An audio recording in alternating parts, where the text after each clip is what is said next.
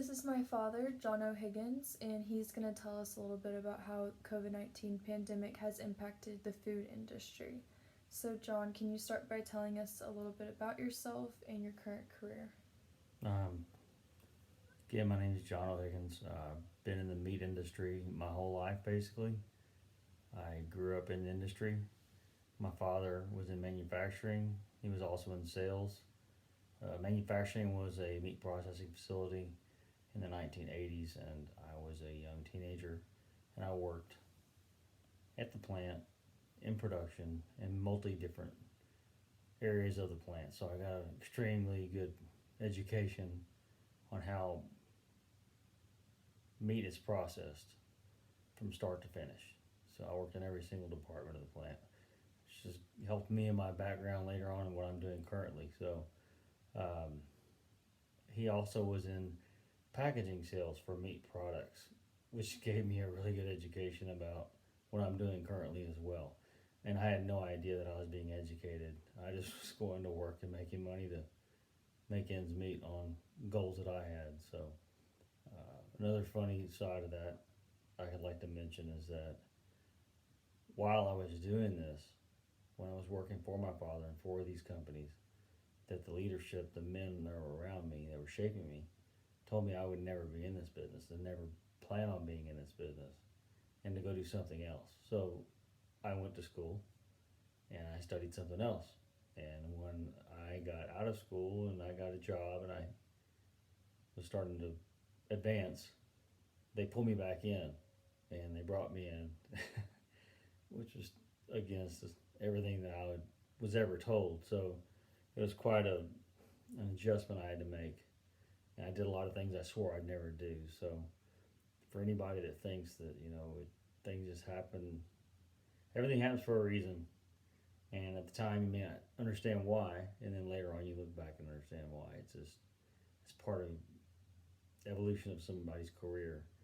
And something you learn as you go. So So today, where is that taking you today? where am I today? So started off early on as a sales representative in multi areas and as far as multi accounts. And I was groomed for a position for one specific retailer, which is HEB Grocery Company in South Texas. And I grew up around a lot of men and women that were HEB, and I kind of grew up with them. I didn't know it at the time, but that's what was happening. So everything has everything I've learned all involves integrity and trust. And I know that through the years of working with these men and women that you develop that trust over that time period, and they look for, it's a very tight knit group. It's a small world kind of thing. The meat business is a small business, tight knit group.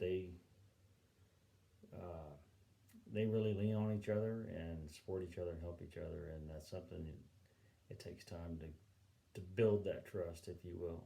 And there's a lot of responsibility comes along with that trust. So I would say that where I am now, I worked for that manufacturer that my dad, the plant that he ran, he left that facility and went into sales when I graduated from high school. And then after I graduated from college and they brought me back in, I went to work for that exact same manufacturer. And I was with them almost 20 years, 19 years and 7 months for there. I was their sales manager. And I then went off on my own. I partnered with a colleague, and he and I started our own company, and it's a food brokerage company. Basically, my dad was retiring, stepping down, and there was a lot of unknowns as to how the business was going to go, where it was going to go. So my colleague and I started a company, a food brokerage company that would represent the company we were working for. And essentially, we resigned from there, and they hired us as their broker. And nobody else knew their lines or their products or their facility better than anybody else could. So it helped lower their overhead. It helped lower the cost of goods that goes to the retailer HEB, and it allowed us to start our own business and expand our business and diversify. And that was our goal. Our 5 year goal was to basically not have that one customer be more than 50% of our business, and we achieved that goal before 5 years, and we diversified our business, and we represent 18 different companies, have over 230 items at HEB now, and in multi areas, I guess you could say, the different departments. In the meat department, the deli department, the grocery department, the bakery department, the manufacturing department, the seafood department. We have several items across the board. We have a lot of different buckets. We have some small buckets, got some medium buckets, got some large buckets, but they all contribute in some way. And we're always diversifying, trying to grow in different areas. That's what we do. So, a Okay. little bit about what we do. Very cool. So, when the COVID-19 pandemic first began, how did it impact you compared to now? How has it changed from the start to now? So when COVID first hit, let's rewind my mind a little bit here. So when that first hit, I guess the biggest impact that we experienced was, okay, so the employee not showing up, the plants not being able to produce was the problem initially. The biggest problem is we had consumer spending. Consumers went to the stores and bought everything because they were scared that it wasn't going to be there, and it impacted the product flow, if you will. So there was never a shortage of supply. It was just that the consumers took it all out, and all the suppliers had to figure out a way to fill it back in. And a lot of suppliers did it. Say they produced 5 items in one line, and in order to get efficiencies, to get more product produced and more output, they had to scale back to two of those 5, and they would produce a lot of those too, and then they would ship to those stores, but they would keep their lines running. There was no changeover. There was no, and so the variety went away, the volume picked up, and slowly but surely, as consumers went back to the normalcy and buying, we were able to get some of those items back out. However, during that time period in March, I know that several companies I represent made hard decisions and got rid of items that had too much labor involved. The raw materials were too hard to procure. There were multiple reasons. So what they did is they found ways to get rid of items that weren't profitable, that were dragging their company down, that provided inefficiencies. They really leaned up and focused on what was their what they were best at producing, and so that's the biggest change initially in COVID. And once we got through that part, then the impact of employees not showing up to work, COVID affecting plants, people not being able to show up to work, the plants not be able to produce, and that was a huge impact as well. So not being able to fill orders, not being able to allocations. That's what we've been on allocations from several different suppliers, and there's a lot of reasons for allocations. Either you can't get the raw materials to produce the product, you can't have employees to produce the product. Demand is up 20 to 50% on a lot of our items, and the food industry is basically, you got food service and you got retail, and a lot of the producers were producing for both, but they had to change the way they produce because the packaging and the product you produce for a retailer use is different than a food service use. Bulk packaging, larger quantities, food service, different specs. There's a lot of, but food service basically has gone down because restaurants aren't able to be open. There's a lot more, they've had a lot more challenges. Retailers have stayed open the whole time throughout this whole thing. Everybody's got to eat. Essential. just not as much variety. So that's kind of some of the things we dealt with, and now, in the tail end of this pandemic, it's morphed and changed as well.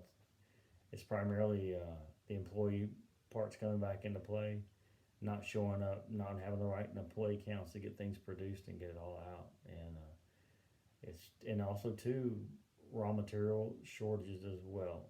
So the producers aren't doing the things they used to do. They found efficiencies as well, and they're putting that off on the manufacturers to do things differently. So everybody's having a morph and change. You can't just say, well, that's the way we always did it. You know, if you do that, you know, that's not going to get you anywhere in this world. So everybody's having to learn how to change and adapt. That's for sure. Absolutely. So, specifically, how has the pandemic impacted your position within your company, and which positions have been affected the most Okay, how's it impacted? How has it impacted my position? within your organization, Okay, and which roles have been affected the most within your organization? I would say that. Than Access Food Marketing. So at Access Food Marketing, we have myself and my colleague. We basically split up the principles we had and represent. And my position, I could say that my position really hasn't been affected, if you will, and neither is Cody's and neither is our admin. It's our sales reps in the stores. They're definitely more affected than we are. Our office is set up essentially where we all have our own space, and we can really not, expose ourselves. We can social distance at our office, if you will. We do take, measures to make sure that where we travel and who we go with and what we do. I would say where it has affected our office and our role is that our company that we sell to, HEB, all of their employees went home in March and never have returned. And one of our normal duties, or one of our most, we would go visit that facility 2 to 3 times a week, and we haven't been over there since March once. And all of them are working from home. So getting the effectiveness of getting things done, how we were really effective before is because we always had the end to get over there, to get those done, to get in front of them, and get things moving.